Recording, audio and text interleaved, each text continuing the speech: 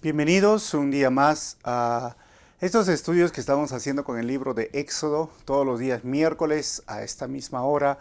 Y también queremos recordarte que los domingos seguimos con las transmisiones en vivo, a pesar de que ya estamos haciendo las reuniones presenciales. Queremos que todas las personas que se conectan de otras ciudades puedan continuar la serie que hemos comenzado. Hoy esta serie es de la esclavitud a la libertad. Nos hemos quedado la semana pasada cuando Moisés se sorprende al ver una zarza, o sea, un arbusto que estaba en llamas, ardiendo, pero no se consumía. Y cuando el Señor se le presenta o le habla, le dice, a medida que se va acercando Moisés, que se quite las sandalias de sus pies porque ese lugar es santo. Luego Moisés tiene una conversación muy interesante con Dios y es donde él recibe el llamado para ir a Egipto, regresar después de 40 años estar en el desierto. Primeramente estuvo 40 años en Egipto, luego pasó 40 años en el desierto y vamos a ver pronto que va a pasar 40 años liderando al pueblo de Israel. Así que bienvenidos a este capítulo 4, que la última parte, porque lo hemos empezado ya la semana pasada, es Moisés obedece el llamado a la misión de Dios. Éxodo 4 del 18 al 31. Vamos a orar y continuamos. Señor, quiero agradecerte en esta hora por tu palabra, por tu amor, por tu gracia, porque hasta el día de hoy tú nos sostienes. Y a pesar de las situaciones que podamos enfrentar día a día, tú siempre, Señor, nos das una salida. Tú escuchas nuestras oraciones, así como escuchaste a tu pueblo en ese lugar terrible que era Egipto. Tú siempre, Señor, estás atento a nuestras súplicas y oraciones. Háblanos, Señor, a través de estos versículos y usa mi vida para compartir tu palabra en esta hora. Te pido esto en tu nombre, Jesús. Amén. Así que bienvenidos una vez más a los estudios de la iglesia de Calvary Chapel, Arequipa. El bosquejo, entonces, de esta segunda parte de Moisés regresa a Egipto, pues tiene que ver con Moisés regresa en Egipto en obediencia a Dios. Y el versículo 18 es Moisés regresa a Egipto en obediencia a Dios y pide permiso a su suegro. Vamos a ver esto. Número 2, del 19 al 23, Moisés regresa a Egipto en obediencia y Dios da un panorama de los acontecimientos futuros. Del versículo 24 al 26 vamos a ver Moisés regresa a Egipto en obediencia a Dios, mas tiene un incidente en el camino. Número 4, del versículo 27 al 28, Moisés regresa a Egipto en obediencia a Dios y se encuentra con Aarón antes de llegar. Versículo 29 al 31, vamos a ver que Moisés regresa a Egipto en obediencia a Dios y se presenta a los ancianos junto a Aarón. Una de las cosas muy interesantes que hemos visto ahora es la obediencia, pero la obediencia a llamado. Cuando miramos a Moisés de muchos años, todos recordamos esta película de los 10 mandamientos, con esas tablas de la ley, con esta vara, ¿no? La vara de Dios que se llamó este báculo de pastor. Entonces, ¿ustedes creen que Moisés se haya imaginado todas esas historias espectaculares que son las favoritas en la escuela dominical? Cruzar el Mar Rojo, que una nube los guarde y los cuide durante la mañana por el desierto. ¿Ustedes creen que se habrá imaginado este tiempo cuando veía al faraón, estas 10 plagas, el ejército, después cuando los deja salir, el ejército del faraón persiguiéndolos, estando entre la espada y la pared, cuando ve el mar delante de ellos? ¿Ustedes creen que se ha imaginado cuando tenía que subir a esta montaña y recibir la ley de Dios y regresar y encontrar que el pueblo se había vuelto idólatra? Esperar que cuando llegaran a la tierra prometida, mirarla, mandan los espías y estaban todos incrédulos y el Señor le dijo, mira, van a estar 38, 40 años más en el desierto hasta que esa generación muera. Se imaginaron a Moisés que él pudo visualizar algo de lo que le venía en el futuro. Obviamente nosotros lo sabemos porque conocemos estas historias. Al final murió solitario, subiendo a una montaña y Dios no le permitió entrar a la tierra prometida, solo verla. ¿Creen que todo esto era parte de lo que Dios le había mostrado a Moisés. ¿Saben? Dios no le mostró eso. Dios simplemente le llamó a una misión, Dios le llamó a una tarea. Y recuerda lo que dijo Moisés, pero ¿quién soy yo? ¿Quién soy yo para que tú me escojas? La segunda excusa, ¿se acuerdan de Moisés? Pero ¿quién es ese Dios? ¿Cómo te llamas? Y la tercera es, pero no me van a creer, ¿se acuerdan? No me van a creer. Así que era interesante lo que decía Moisés, pero Señor, no sé hablar bien, ¿se acuerdan? Yo no puedo hablar, tengo problemas para hablar. Y al final le dijo, Señor, pero búscate otro. Y Dios agarró y le dijo, eres tú. Creo que en medio de este tiempo que estamos estudiando, Dios cuando llama, no hay otra opción que obedecer a Él, su llamado. Porque los llamados no se escogen, los llamados se responden, los llamados se obedecen. Así que puedan presentar muchas excusas. Recuerdan, como Moisés dijo, no, pero yo no sé hablar, no sé, Señor, ¿quién soy yo? No te conozco, ¿qué van a decir? No me van a creer. El Señor dijo, bueno, tira esa vara, se va a convertir en serpiente. Mira, mete tu mano, recuerdan, salió blanca. O sea, Dios lo escogió a Él para su misión. Y Dios nos ha escogido de forma general para cumplir la misión de Dios, tú y yo como iglesia, pero hay llamados específicos, hay llamados que se tienen que responder. Lo mismo sucedió con mi vida. Tuve que responder un día al llamado que el Señor me había hecho. No imaginé, si miro hacia atrás, hacia los años atrás, todo esto lo que está sucediendo a nuestro alrededor, y veo la fidelidad de Dios. No eres tú, no se trata de ti para responder el llamado, se trata de quién es el que te llama, quién es el que te capacita y quién va contigo. Es el Señor de los señores, el Rey de reyes, Él es el que nos respalda. Y así que Moisés obedeció y ahora vamos a ver, Moisés regresa a Egipto en obediencia a Dios. Primer versículo, ahora pide permiso a su suegro. Vamos a leer el versículo 1. Dice, luego Moisés volvió a la casa de Jetro, ¿no? O sea, su suegro.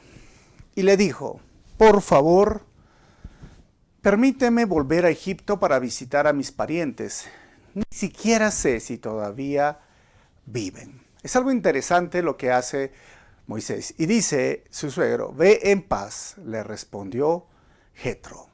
Luego Moisés, de recibir este llamado, obviamente va donde su suegro. ¿Por qué va donde el suegro? Miren, habían pasado 40 años, lo ayudó en el momento más necesitado. Bueno, se casó pues con su hija, era su padre político, diríamos.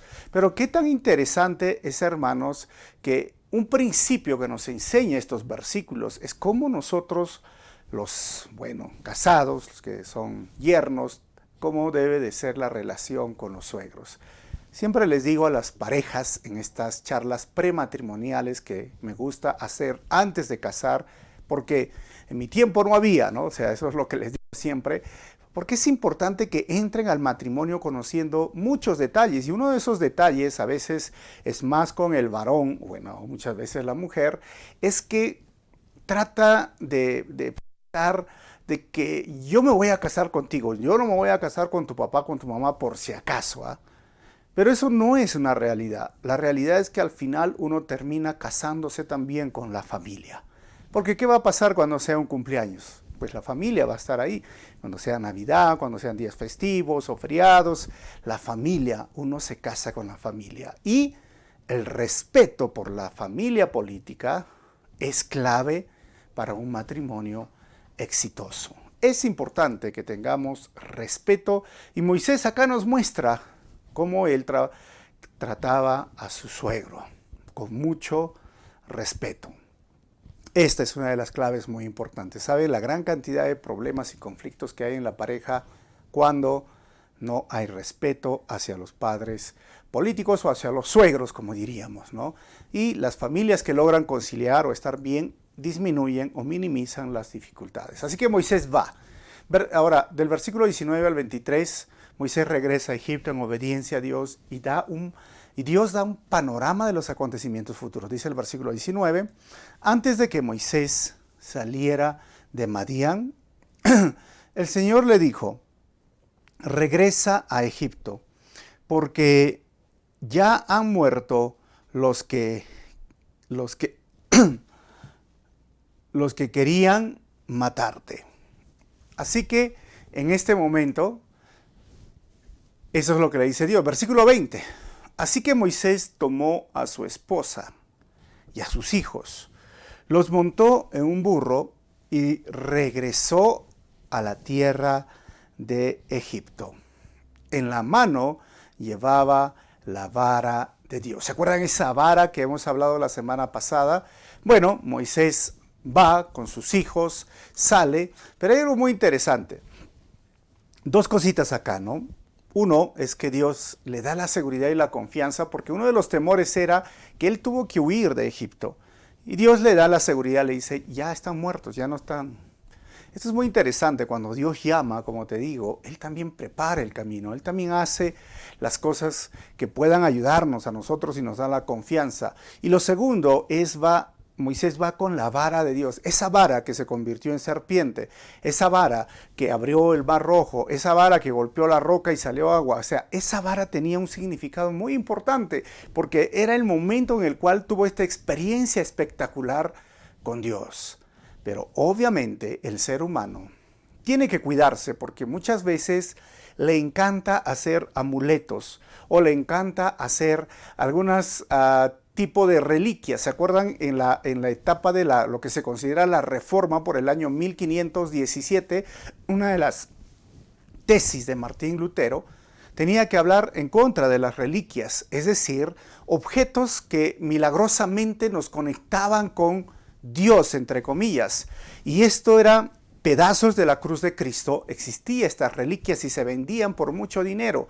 Hasta existían clavos de la cruz de Cristo. Hay unos historiadores dicen que encontraron más de 300 clavos en ese tiempo.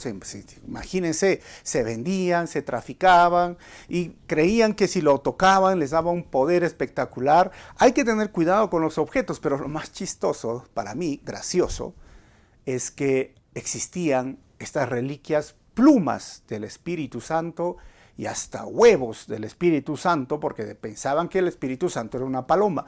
Entonces, la Reforma surgió frente a estos abusos, a esta forma de estafa que existía, y aunque Moisés lleva esta vara, hay que tener mucho cuidado porque algunos objetos son recordatorios de las experiencias con el Señor, mas debemos cuidarnos de que sean idolatrados como reliquias.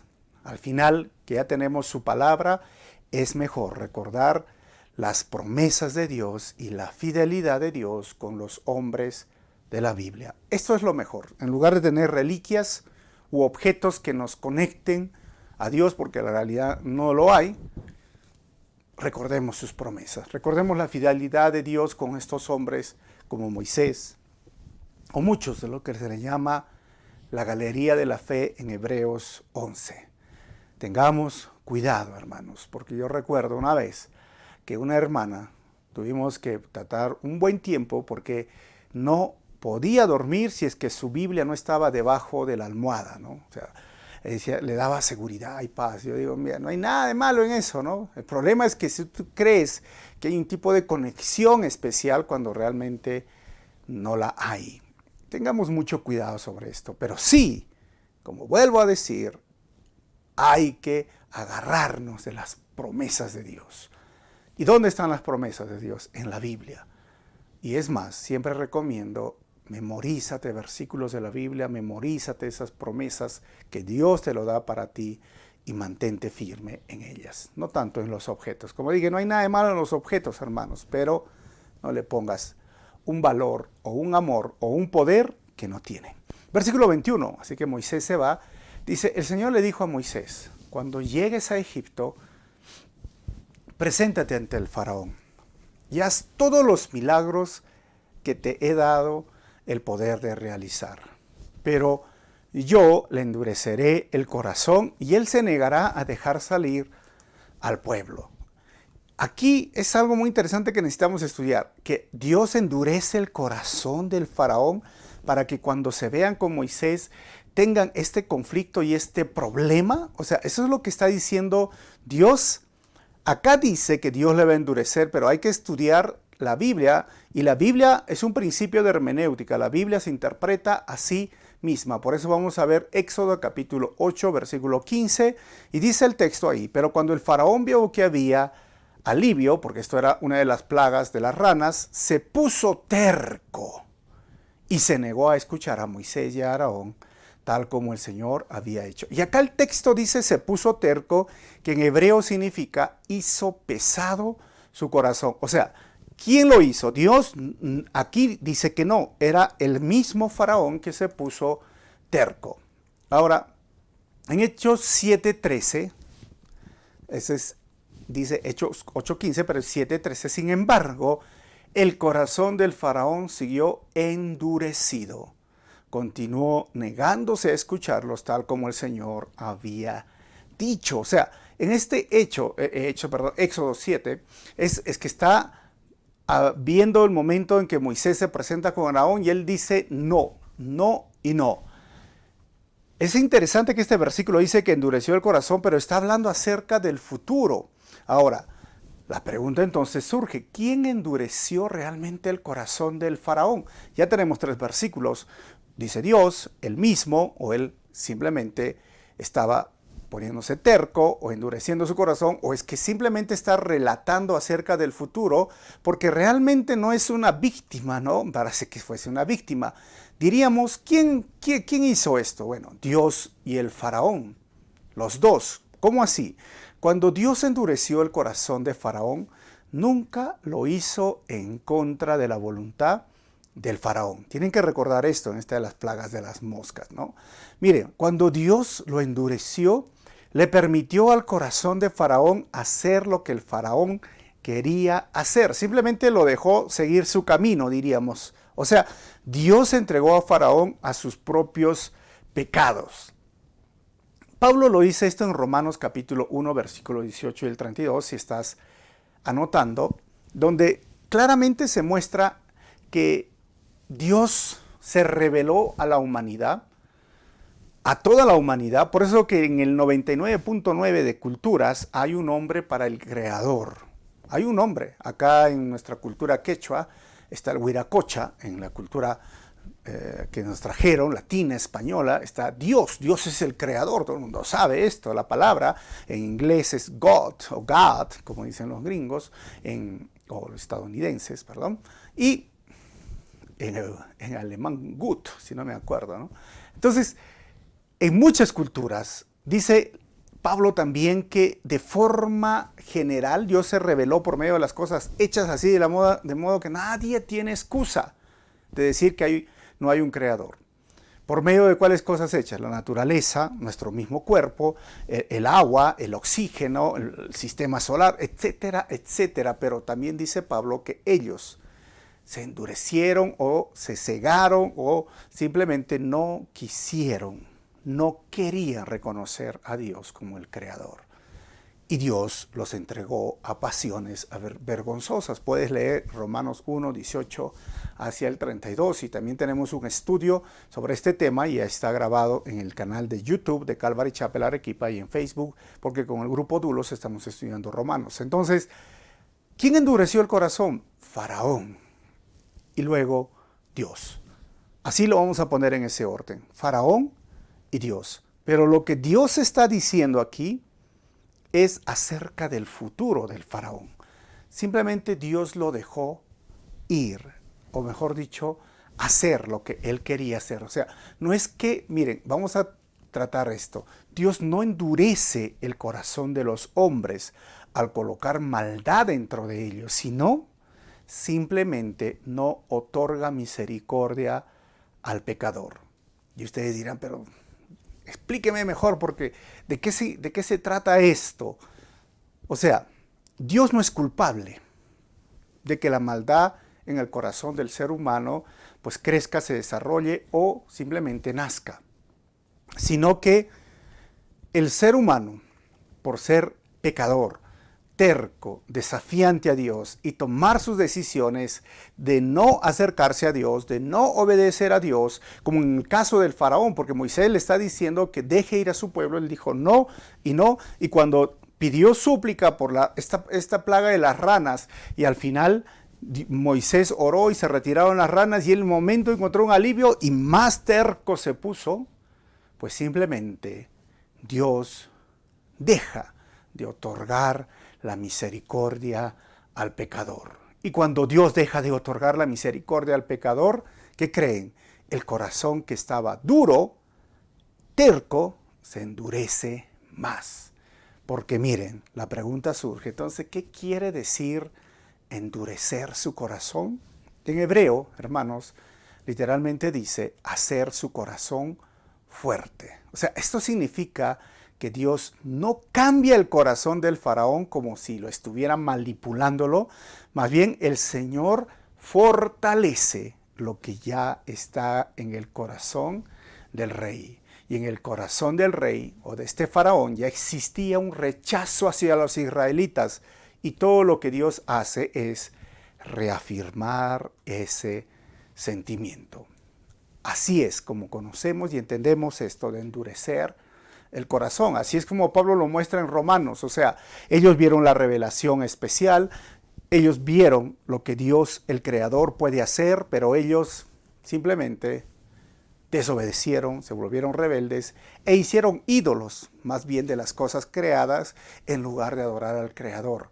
Y es más, se pusieron tercos, obstinados, y por eso Pablo dice, entonces la ira de Dios se enciende sobre la humanidad por ese motivo y los entrega a pasiones vergonzosas. Es decir, simplemente lo que está en el corazón, los sentimientos y emociones negativas en contra de Dios o en contra del pueblo de Dios, simplemente Dios reafirma, o mejor diríamos, quita su misericordia. Porque si el ser humano hoy respira, es por la misericordia de Dios. Si tú estás vivo, es por la misericordia de Dios. Muchas personas piensan que viven porque ellos, sé cómo vivir. No, es por la misericordia de Dios. El pecador no se da cuenta que vive por la misericordia de Dios. ¿Cómo es esto? Es como, digamos, el ladrón, el borracho, no sé, ¿no? El que vive inmoralidad sexual. Dice, yo he escuchado decir al pastor que el juicio del pecado va a caer sobre mí porque si soy pecador, pero mira, amanecí hoy y no pasa nada. Pero ese amanecí hoy no significa que Dios se ha olvidado del pecado ni del pecador, que no significa que Dios no va a mandar su ira de forma directa o indirecta, porque de esa forma lo manifiesta Dios de forma directa o indirecta. Indirecta es por cuestiones naturales o los desastres naturales o los virus, el virus mismo es la justicia, la ira de Dios encendida sobre la humanidad, y a veces directa es cuando va hacia una persona, pero esto no significa que Dios se ha olvidado del pecador y de ese pecado, sino que la ira tiene que ver con la misericordia. ¿Y cómo funciona? Mientras Dios dice, ese pecador merece pagar, la misericordia de Dios dice, dale un día más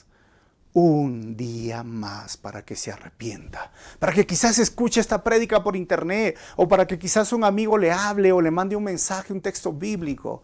Un día más para ti, pecador, para que te arrepientas. Pero ¿sabes qué hace el pecador?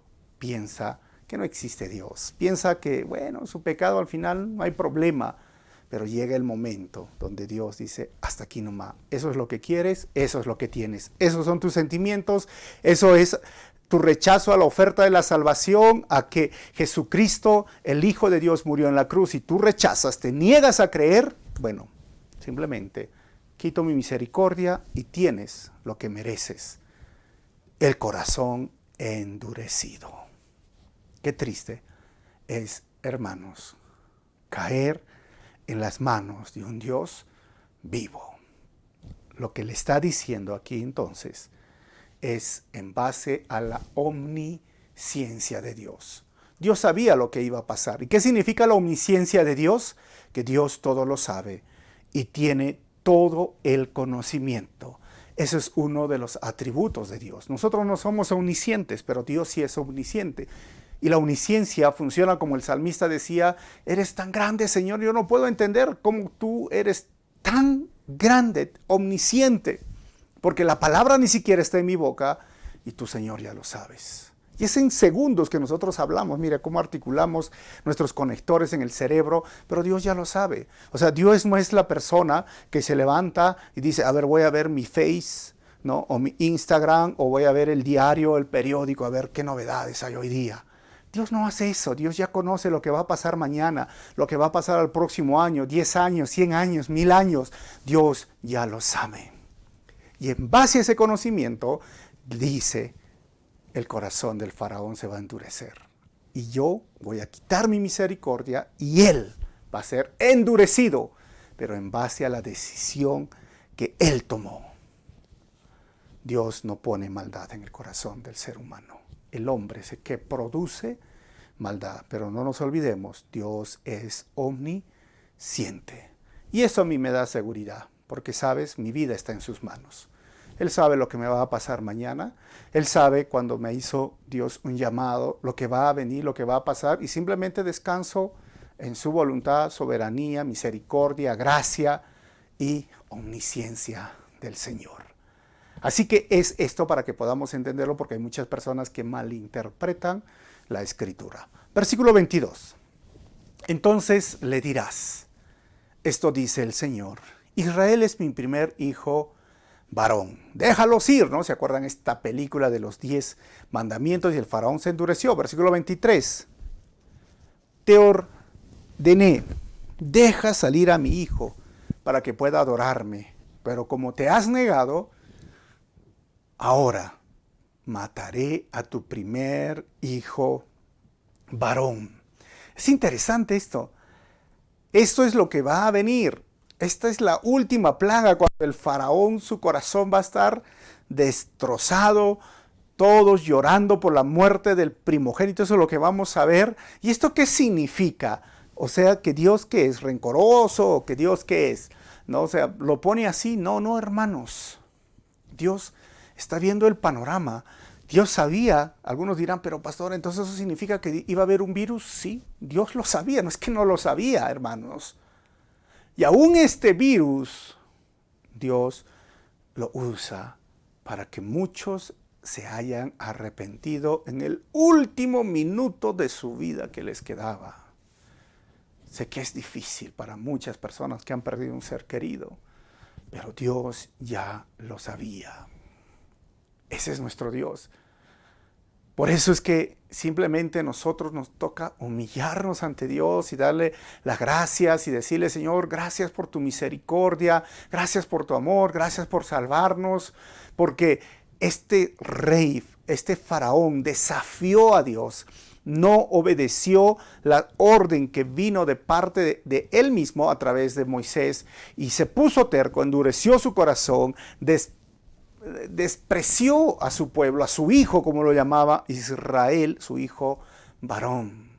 Y él tenía que entender, este rey, que desafiar a Dios o desafiar las órdenes de Dios, a Dios, sus órdenes o mandamientos de Dios, o desafiar las órdenes o mandamientos de Dios es sinónimo de muerte. ¿Sabes? En la historia de la iglesia, o en la historia, diríamos, de la humanidad, muchos hombres, no solo el faraón desafió a Dios, muchos hombres han desafiado a Dios y hoy no están vivos para contarlo.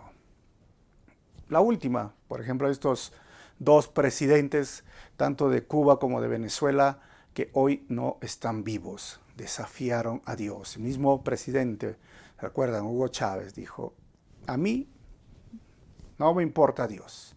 Ni Dios puede hacerme nada, nadie puede detenerme. Y falleció de una enfermedad incurable. Ni el dinero, ni todos los médicos del mundo pudieron ayudarlo. Tantas personas desafiaron a Dios y sabes, no es buena idea desafiar a Dios, porque al final es sinónimo de muerte. Al final los pensamientos, las voces, lo que digan, critiquen, miren, a Dios no le afecta nada, porque Él existe porque simplemente existe en la eternidad y Él tiene todo el poder y Él tiene todo el conocimiento y Él está en todo lugar. Miren, muchas personas han pasado y han desafiado a Dios y hoy están en su lecho de muerte, pero Dios está vivo.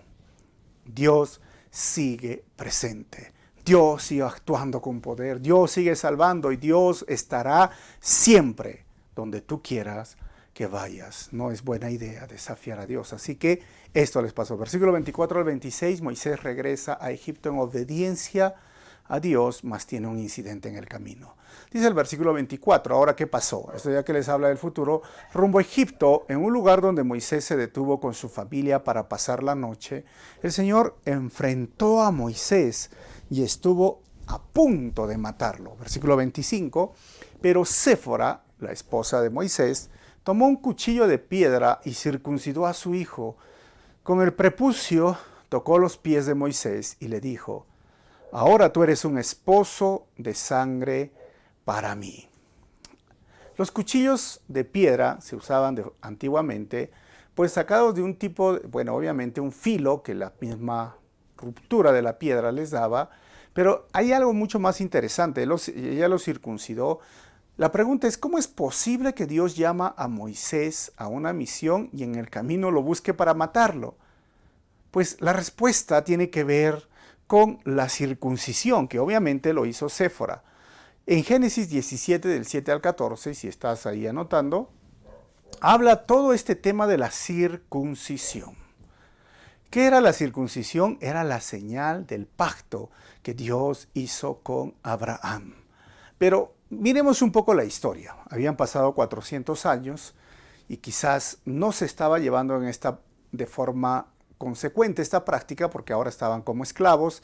Bueno, Moisés había estado 40 años ahí en el palacio. Bueno, se supone que fue circuncidado porque era un niño hebreo, porque la circuncisión ocurría 8 días después de haber nacido el niño. Se le cortaba el prepucio y hasta el día de hoy lo hacen los judíos porque es señal del pacto con Abraham. Ahora, uno de sus hijos, el segundo hijo, es el que está mal. El primero probablemente que tuvo con Séfora, pues Moisés impuso su tradición, pero Séfora es madianita, Séfora no conocía esto del pacto y entonces probablemente, vamos a especular un poco, Séfora no quiso, se opuso, probablemente hizo esto, pero el hecho es que uno de sus hijos no estaba circuncidado. Y como él iba a ser el libertador del pueblo, del pacto, del Dios de Abraham, de Isaac y de Jacob, tenía que estar toda su familia en orden. Por eso es que lo inhabilitó, lo hizo caer enfermo para que Séfora pueda hacer este pacto, esta tradición. Y es muy interesante lo que dice ahí, ¿no? Después, con el prepucio, pues obviamente tocó los pies de Moisés. ¿Eso qué significa? Esto es se le llama un modismo en el hebreo de poder hacer algo con el esposo, porque le dice, ahora eres esposo de sangre para mí. El versículo 26, entre paréntesis, dice, cuando dijo un esposo de sangre, porque obviamente estaba sangrando el niño y se refirió a la circuncisión. Después de ese incidente, el Señor lo dejó en paz. No nos dice cómo es que se enfermó, se puso mal Moisés, simplemente estaba inhabilitado y Séfora tuvo que cumplir esta tradición, la señal del pacto que hizo.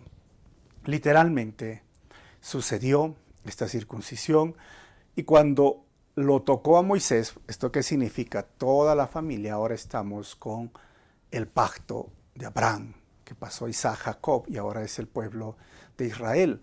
Porque Dios es así de serio, hermanos. Dios es un Dios de pactos que hizo con Abraham, que hizo con ahora el nuevo pacto con nuestro Señor Jesucristo.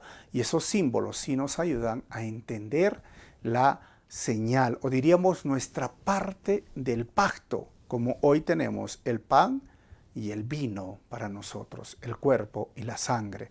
Por eso Pablo en Corintios 11 dice que seamos serios o digamos no participemos de manera indigna en el pan y el vino. Porque algunos que han participado de forma indigna son débiles o están enfermos o algunos han muerto. Dios es muy serio y Moisés entendió en este momento que es más peligroso desobedecer a Dios que enfrentar a un rey peligroso. Así es que así era Dios. Versículo 27 al 28. Moisés regresa a Egipto en obediencia a Dios y se encuentra con Aarón antes de llegar. Ahora bien, el Señor le había dicho a Aarón, ve al desierto para encontrarte con Moisés. Así que Aarón fue a escucharse o a encontrarse con Moisés en el monte de Dios y lo abrazó. 40 años después, hermanos, se encuentra con su hermano mayor y este Aarón, en lugar de ser una bendición, va a ser un dolor de cabeza, vamos a ver más adelante. 28, Moisés le contó todo lo que el Señor le había ordenado que dijera y también lo contó acerca de las señales milagrosas que el Señor le mandó realizar. Es interesante estas señales milagrosas, porque la palabra señales milagrosas en el hebreo para esta palabra señal es ot. Y ot, que también significa enseña, evidencia o bandera. Es decir, las señales o milagros son la evidencia del poder de Dios. Es como la bandera, ¿no? Ustedes han visto una bandera que flamea y dicen aquí está, o hace simplemente ver que algo está en ese lugar. Pues así eran las señales. Le dijo Moisés a Aarón, miren, te voy a contar todas las señales de la serpiente, la mano y todo, pero obviamente las señales son una evidencia de que hay un poder sobrenatural. Por ejemplo, en Juan capítulo 2, versículo 23, referente a nuestro Señor Jesucristo, dice, debido a las señales milagrosas que Jesús hizo en Jerusalén durante la celebración de la Pascua, muchos hermanos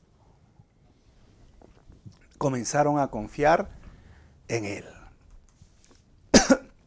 Pero es algo curioso que en Juan 20, versículo 30 al 31, dice, los discípulos vieron a Jesús hacer muchas otras señales milagrosas, además de las registradas en este libro.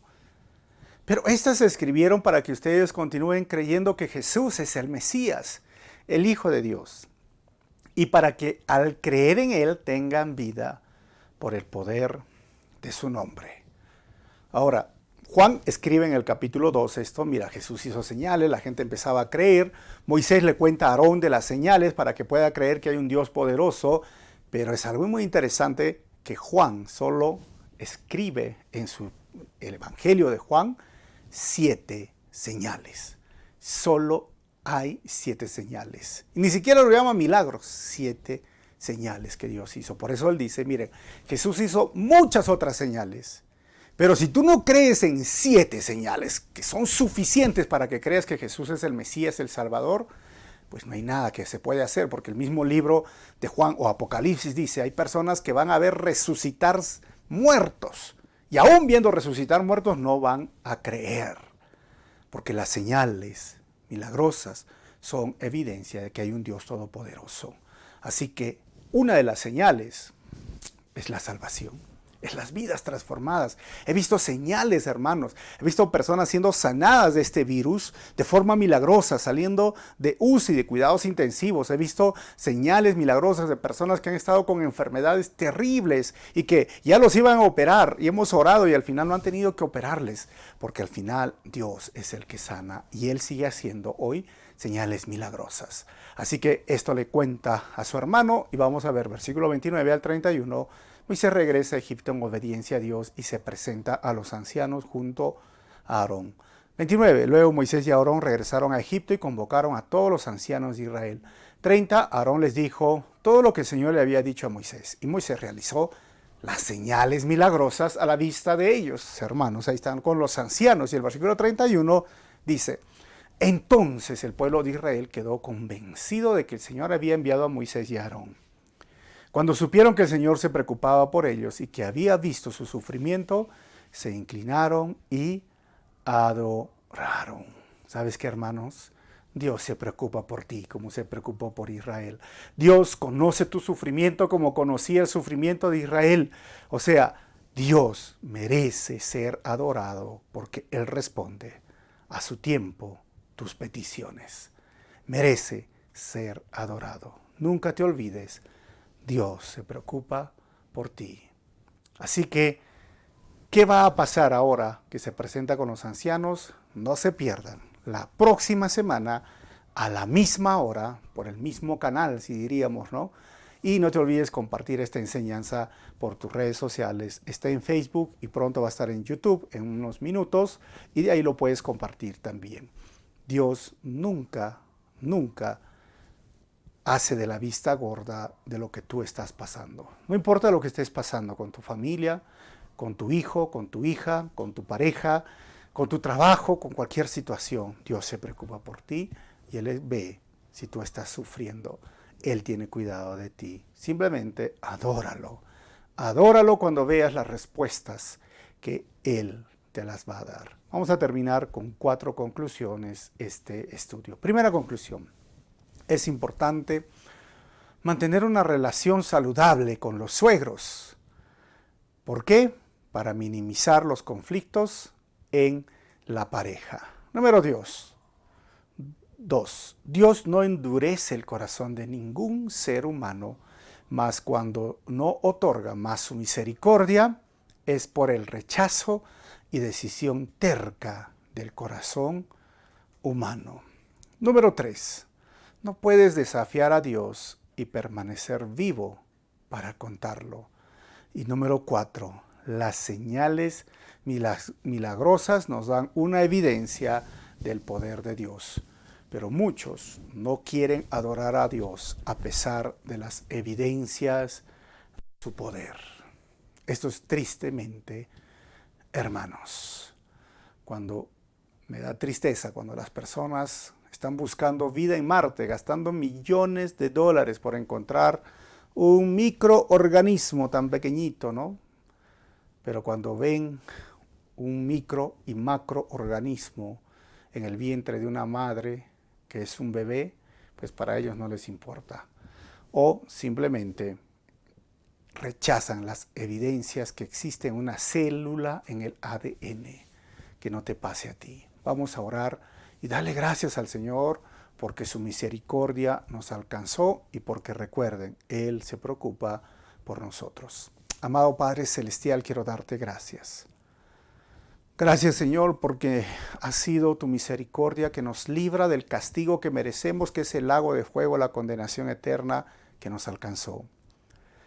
Gracias por abrir nuestros ojos y ver la salvación. Gracias por poner fe en nuestro corazón. Y gracias también, Señor, porque tú te preocupas por nosotros. Tú sabes lo que estamos viviendo, tú sabes lo que estamos pasando, tú sabes qué enfermedad tenemos o qué dolor estamos experimentando, tú sabes si hay hermanos, hermanas que a veces están sufriendo de más o exageradamente. Tú consuelas esos corazones y tú vienes en su ayuda y responderás de la forma en que a ti, Señor, en tu soberana voluntad te parezca. Gracias porque a pesar de lo que vivimos, a pesar de las situaciones que estamos pasando, tu gracia ha sido suficiente. Hemos visto durante todo este tiempo tu fidelidad, hemos visto tus señales milagrosas, hemos visto tu poder, hemos visto, Señor, tu cuidado hacia nuestras vidas. Hoy, si estamos vivos, es por ti. Y te adoramos, y te exaltamos, y te alabamos por eso, Dios Creador. Omnipotente, omnisciente, omnipresente, seas alabado siempre por tus criaturas. Rendimos una vez más el honor y la gloria que te mereces a ti como tu creación. Te adoramos, Señor. Gracias por este tiempo. En tu nombre, Jesús, oramos así. Amén. Dios los bendiga, hermanos, y si desean ser parte de lo que Dios está haciendo en esta iglesia con sus finanzas, ahí puedes ver cómo lo vas a hacer. Nos vemos el próximo miércoles.